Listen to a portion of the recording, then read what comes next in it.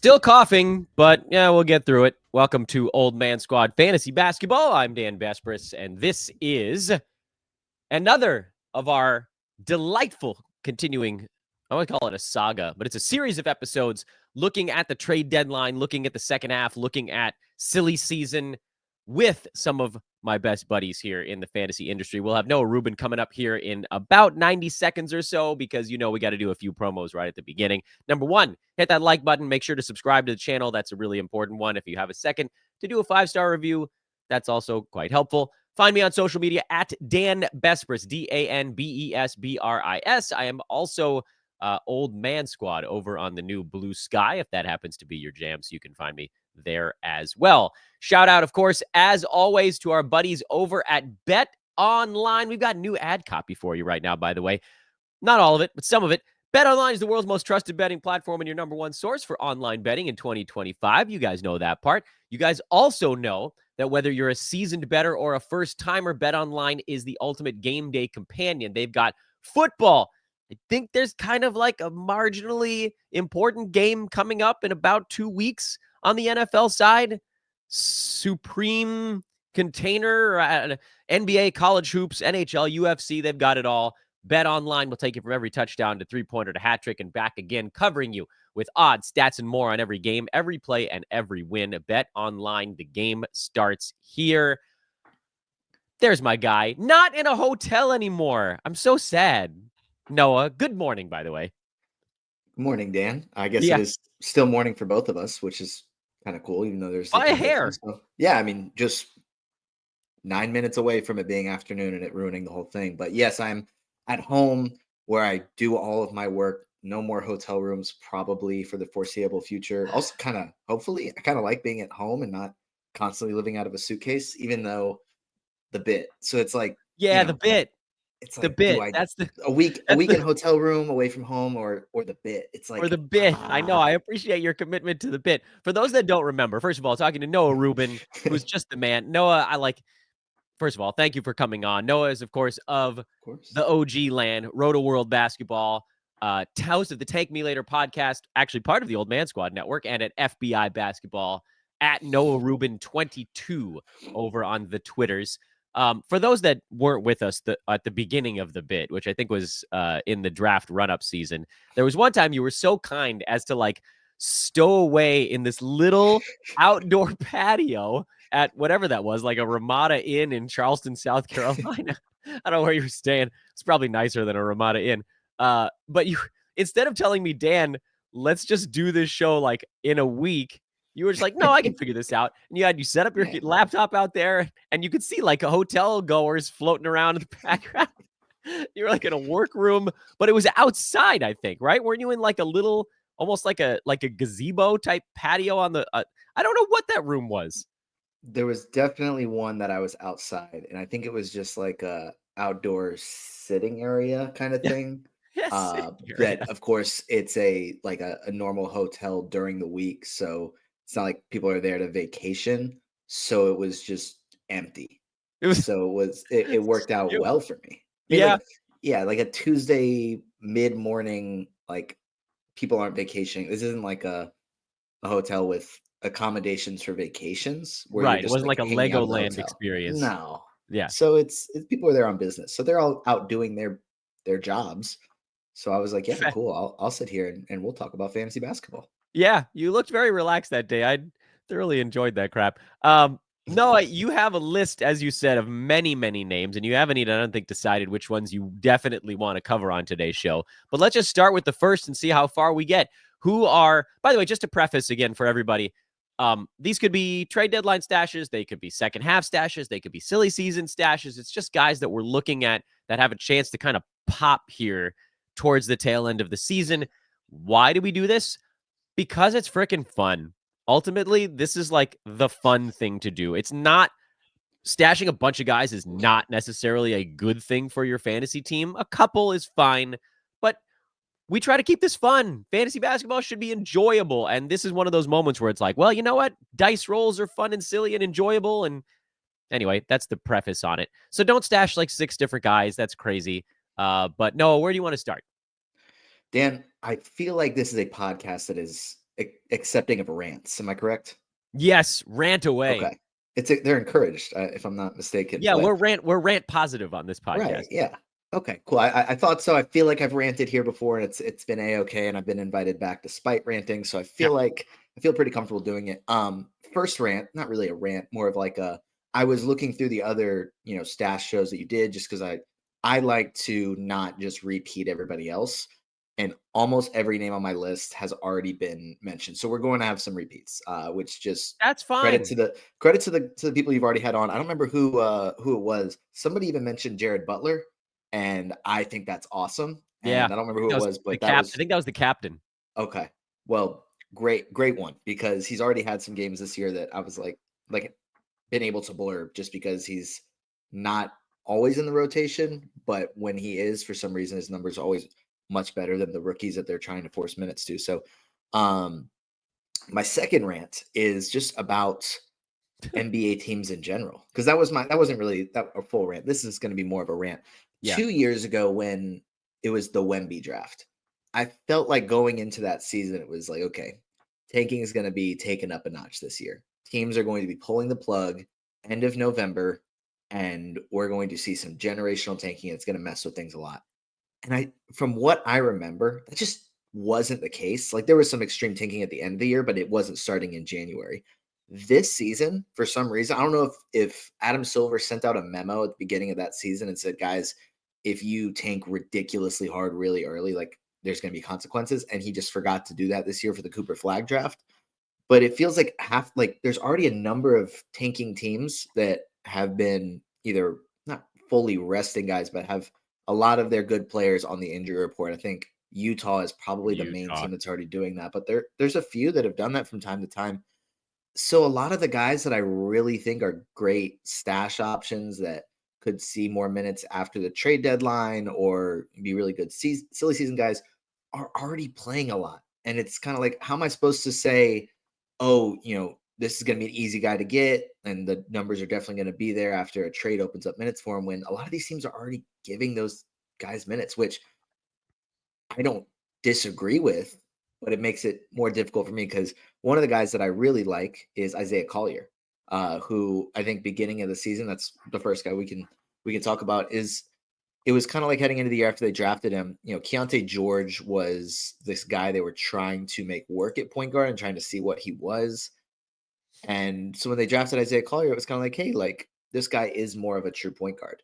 And recently he's been in the starting unit over Keontae George. So is this guy like the one that they're trying to see? Is he their point guard of the future? Just looking at his starts, I think he's had at least 6 assists in every start, a couple different games with double-digit assists. Their last game, 12 points, 8 assists, 3 steals. Like, a better defender than Keontae George, a better playmaker. The field goal percentage has been kind of iffy, but Keontae George had that same issue as well. And then the turnovers, he's still a rookie point guard. So I think that the fact that he's already starting makes him a little bit more difficult to find. I was looking up before. I think he's 19% roster in Yahoo League, so not as bad as what I was expecting for a rookie that has been providing plenty of assists. He's still pretty widely available, and he's starting. So, like, I don't really see them changing that as the season goes on. So you're talking about a guy that's available in 81% of Yahoo leagues, that is potentially a top 10 assist guy for the rest of the season, and also providing pretty good steals. I think that's absolutely a guy that I'm excited to see what he does over the final 2.5 months of the season, even if it's hard to consider him a stash, because he's already producing good numbers.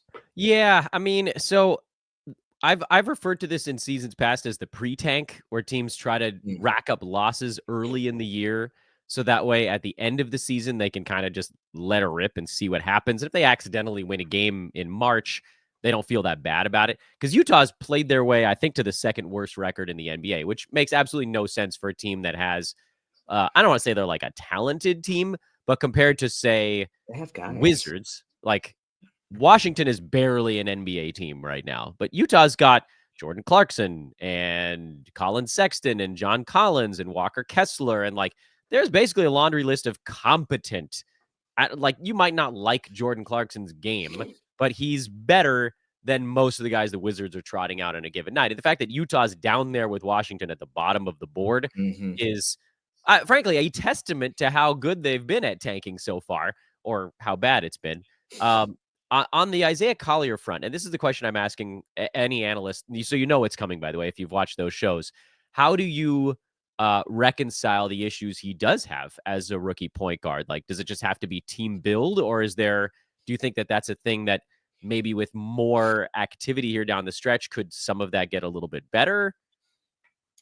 I think it is more about team build, because I foresee like it could potentially get a little bit better, but I don't really see him figuring out the NBA point guard position over the final 2.5 months of the season. Like the field goal percentage could improve a little bit, but not by much. The turnovers, I don't think that those are going to improve because they're not going to be adding in more talent around him to make things easier on him. And as a matter of fact, they're probably going to put him through the ringer a little bit and try and see how he grows. And it'll probably benefit them in the long run. But I think that is a good point that you're probably going to have to deal with a handful of turnovers, which I would say most point guards that are getting as many assists as he has been, like they turn it over just as much. Like, I mean, for example, Trae Young, the leader in assists, had 11 turnovers the other night in a Yeah. game where he only had 4 assists. And that was, I mean, that's just what players that have the ball in their hands a lot do. And then he's not an undersized point guard, so that may help his field goal percentage as he continues to get more comfortable. So I feel more optimistic about that improving than the turnovers. But again, like if you're going to roster a rookie point guard, you're just going to have to accept that inefficiency is probably going to be an issue. Yeah. Fair enough. All right, Noah, where do you want to go for player? I was going to say kid number 2. I'm spending way too much time with my children. Where do you want to go for player number 2?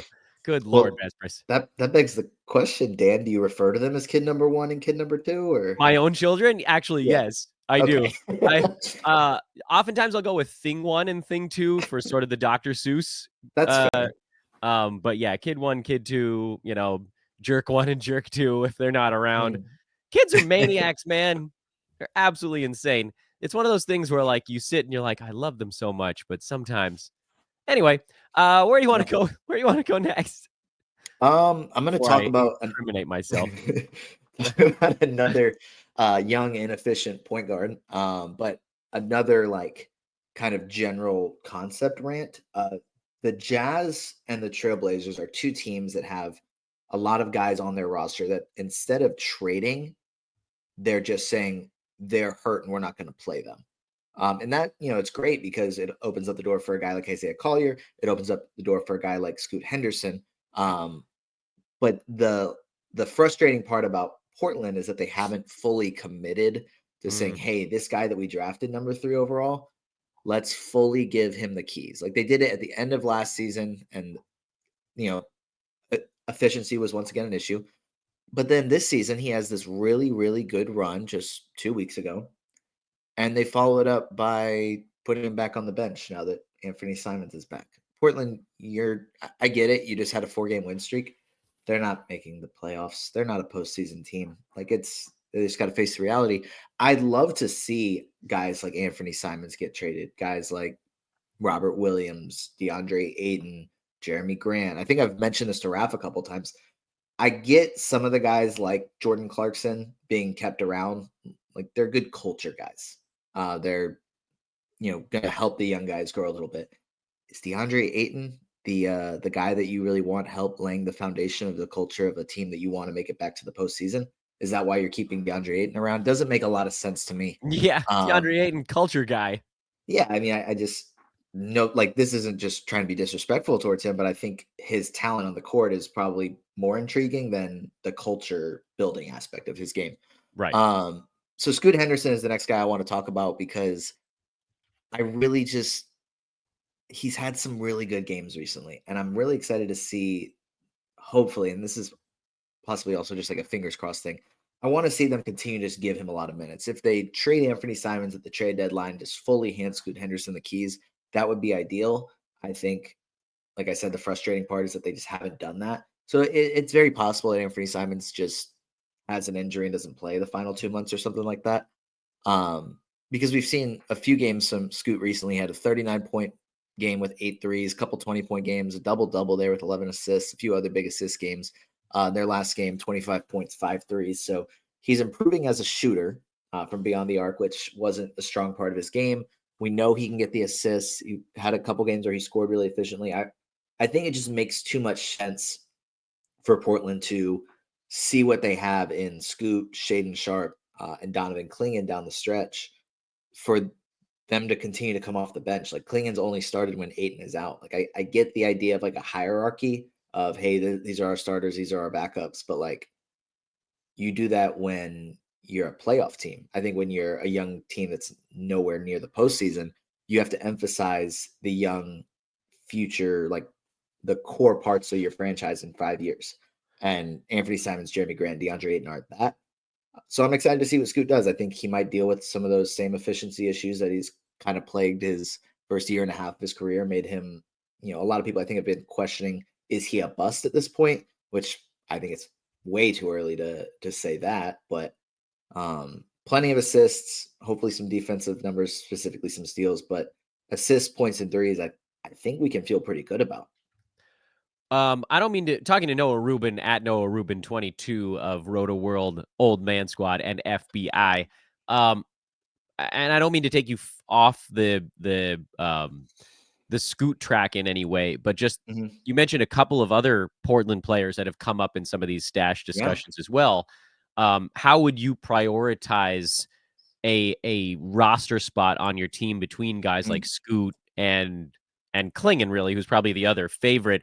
I would even throw Robert Williams into the mix in the hopes that he actually gets traded somewhere else as opposed to an in Portland thing. How do you see those three guys the rest of their seasons going? I think for me, like, just to inject myself into this discussion, Clingan feels like you could call it more of a silly season thing, but then to your previous rant, the silly season can start anytime with these clubs right now. That we might be in it already because Ayton's out. He's got a sore, I don't know, DeAndre. He's just a sore DeAndre. I don't, like, it's a knee right now, but it could be anything, I think. How do you look at that side of things? Because I like the Scoot one, and he's been doing stuff here, and like there's a lot swirling with the Blazers.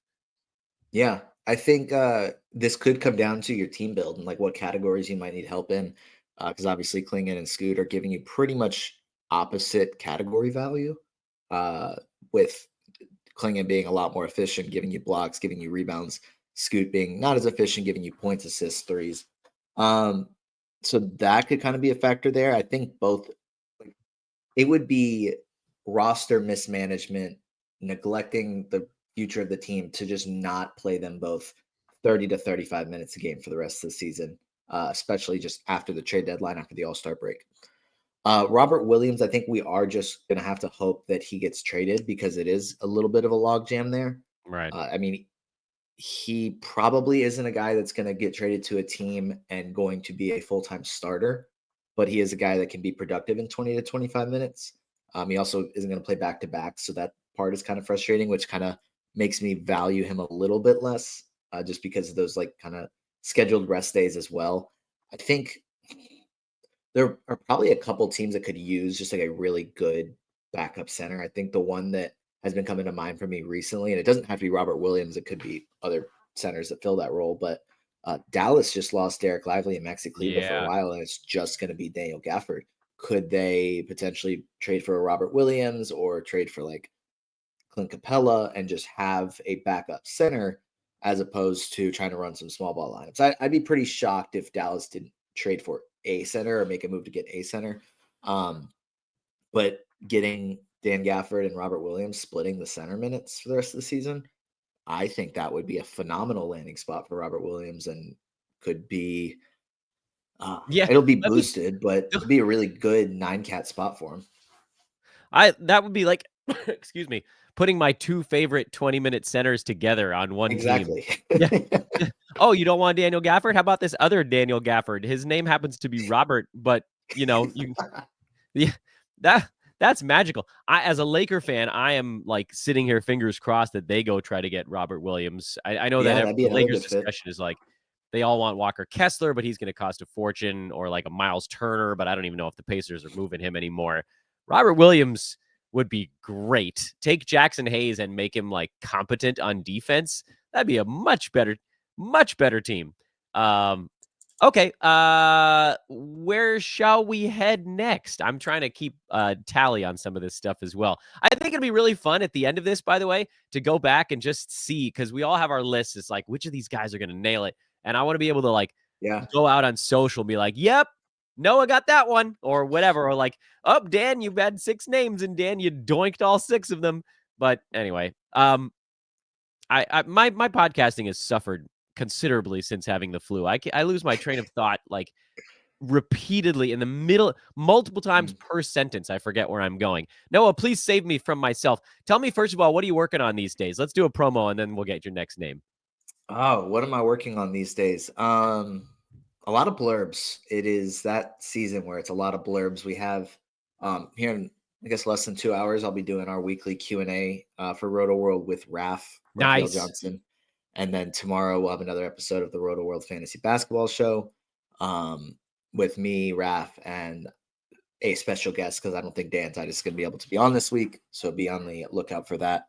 Other than that, like a lot of blurbs. I'm trying to make time to get a Dynasty article out there as much as I can, but it's just been too busy for it. So I'm planning to get one out this week, but we'll see. Blurbs. So many blurbs. Yes. At Noah Rubin 22. You want to do one more? Yeah, I can definitely do one more. We can go to Chicago if that's okay with you. Yes, let's do Chicago, because I got Barner all fired up about Chicago on the episode that dropped this morning. I want to hear your thoughts on the Bulls. There's a number of names that you might be about to talk about. There is. I think the 2 that I want to throw out are Modest Buzelis and Dosunmu. Yes, God, I love Dosunmu so much. And he's already back in the starting lineup, so it's like, is he can you call him a stash? No, you have to call him like a must roster player. So it doesn't necessarily fit the title of this, but I think he's still a guy to pick up. But with Chicago, it's so funny because for like the last few years, they've just kind of snuck into the play-in tournament. And I think the funniest thing possible would be, a little over a week before the trade deadline, they just beat Denver. They've beaten a couple good teams recently. What if they're like, hey guys, what if we just get hot in the play-in tournament? Like, what if we get that 10 seed? We win that first game, we win the second. What if we just get hot? And they just hold. I think that would be the funniest possible. Like, for the sake of Bulls fans, I hope that doesn't happen. It doesn't make sense. But like, what if? What if they just say, guys, what if we get hot? And but they're so bad, though, Noah. They're so bad. Yeah, but Dan, what if they get hot? I know. So you're saying there's a chance. But I think that's a very small, low chance. I fully expect multiple players to be traded. Vooch is definitely a candidate. Zach LaVine, Lonzo Ball. There was a report that like pretty much anybody is open for business. Anybody that the teams want to trade for it, like we'll look at it. But I think Modest Buzelis, the guy they just drafted in the first round, makes sense as a guy that they can keep around. For G League Ignite last year, I think he averaged about a steal and about 2 blocks per game. So some good defensive numbers there. Didn't shoot the ball well for G League Ignite, but is a good 3-point shooter. So I think they kind of need to figure out what they have in him down the stretch of this season. So I assume, kind of pull the plug on the season because they kind of have to, right? Like there's no way they hold at the deadline or even worse, buy at the deadline. Oh my God! Now that would be the most hilarious timeline. That would be oh my gosh, I couldn't even imagine. But I don't expect that to happen. I think Buzelis is going to play a ton of minutes down the stretch, and they're much like I was talking about earlier with Isaiah Collier. It's going to be trial by fire, just kind of see what they have in Buzelis. I think it was an issue for him in the G League, and it's going to be an issue for him like this season. It's going to be inefficient. He's going to miss a lot of shots. He's probably going to turn the ball over if they try and put it in his hands more, but it'll be good for him long term. But I think the attractive part of that is that he has showcased He showcased last year in the G League the ability to get some defensive stats, and he's had a couple games this season where he's done that. I mean, if you just look at what you have pulled up, he's got a couple 2-block games there where he's not playing a ton of minutes. I expect him to be getting 25 to 30, if not more, minutes down the stretch. And so that's the upside there is pretty exciting. I think it's very reasonable to say, hey, my team is pretty efficient. My percentages are pretty good. I usually win those most weeks. Or if you're in a roto league, which I'm sure a lot of your listeners are, that, hey, I'm doing well in that category. Buzelis just isn't for me. That's fine. But I think if those are categories you're not too worried about, there's a lot of upside there. You had a bunch of other names on a lightning round board. I wanted to make sure you had an opportunity to squeeze those in. Let's do it. So before I let you go, who are your lightning round name list? All right, I'll do the names and like a sentence on like why maybe this could work. You're now blurbing on a podcast, is what you're doing. Gosh, Dan, I'm always blurbing. Always, no matter what I'm doing. Always be ABB, baby. Always be blurbing. Oh goodness. All right. Jusuf Nurkic is one. Sick man, Noah. Yeah, Dan. Now I have to. Do I have to give the news, the headline, and then the? Yeah, you got to cite who told you. Also, I need to know what tweet. I won't be doing that. Because it's just me. I'm the one to cite. That's right. Jusuf Nurkic, I think that it would be pretty surprising if he stayed with the Suns past the trade deadline. Yeah. Somebody's going to play him. Maybe it's a good team. Maybe it's a bad team that wants more bad defense, so they keep losing. I expect Nurkic to have more minutes down the stretch. Kyshawn George, I think it'd be good to see Kyle Kuzma get traded, but a lot of those rookies and young guys are going to get more minutes. He started their last couple games, but his best starts were earlier in the season with Kuzma out. Jordan Hawkins and Brandon Boston Jr. Yeah. I assume that New Orleans kind of pulls the plug. I thought that if they went on a little hot streak here close to the deadline, that maybe they would try and just make a run because they have plenty of talent, but it'd be surprising if they didn't at this point. Both those guys should see a lot of shots down the stretch. Kyle Filipowski, the Jazz are going to tank hard regardless. He's already part of the rotation. Block shots, hit threes, fun stuff. Noah Clowney, I think that the Nets are definitely a team that could be selling at the deadline. Cam Johnson, I would expect to get traded. Noah Clowney's already starting, but could a guy like Nick Claxton potentially get traded as well? I'm not sure. I haven't looked at when maybe he re-signed a contract. Yeah, I got like a quarter of my eye on Day'Ron Sharp if that happens too. Because he played well after Clowney got hurt last night. So maybe the others. So I think that if Bradley Beal gets traded, that we could see more Grayson Allen minutes and more Grayson Allen shots. We saw what he did last year, which was a lot of fun. I'm not super optimistic about that one because whoever they probably bring back probably eliminates that. The other thing, and this is going to be like a bunch of names for one reason, it doesn't make sense for Toronto to hold Jakob Poeltl to me. I think that he is definitely a guy that could be traded. So we could be looking at Kelly Olynyk, who's had a lot of success. Don't you do that to me. We could be looking at Chris Boucher, who's had some good games recently. Olynyk is probably another guy that could be a candidate to be traded. Rookie Jonathan Mogbo had some pretty good games earlier this season. I think he's arguably the most exciting one to me because he's kind of done a little bit of everything. And if he gets a lot of minutes, it could be fun to watch. The other guy is Orlando Robinson, who had some good minutes for them last night. And that's definitely a deep cut. If we're getting to like March, late March, maybe early April, Toronto's just trying to get a couple extra lottery balls. We could see Orlando Robinson playing a ton of minutes, and he's been pretty good in the past when he's gotten that opportunity. Dude, that was a lot of damn names. I just kind of looked through all the bad teams. I was like, hey, this guy's kind of fun, and put it on my list. That really probably should have been the first question. It was like, what do you do when you're looking for these? And I was like, well, I stare at terrible teams, and I like, see that guy's fun. He has a cool name. Exactly. Mogbo, that's a cool name. Rubin, you've done 3 people's work on today's program, so you are officially good to go. Boy, you really do come with a lot of stuff when you're not on a hotel patio. Yeah, I mean, when I'm not traveling, I have a little bit more time to prep for podcasts. And you can read what appears to be a book that says the history of fantasy sports behind your head there. It's a good book. Ooh, that's a good book. Yeah, I know. I do that. Yeah, when I'm trying to figure out where to point. There's the Twitter handle. There we go.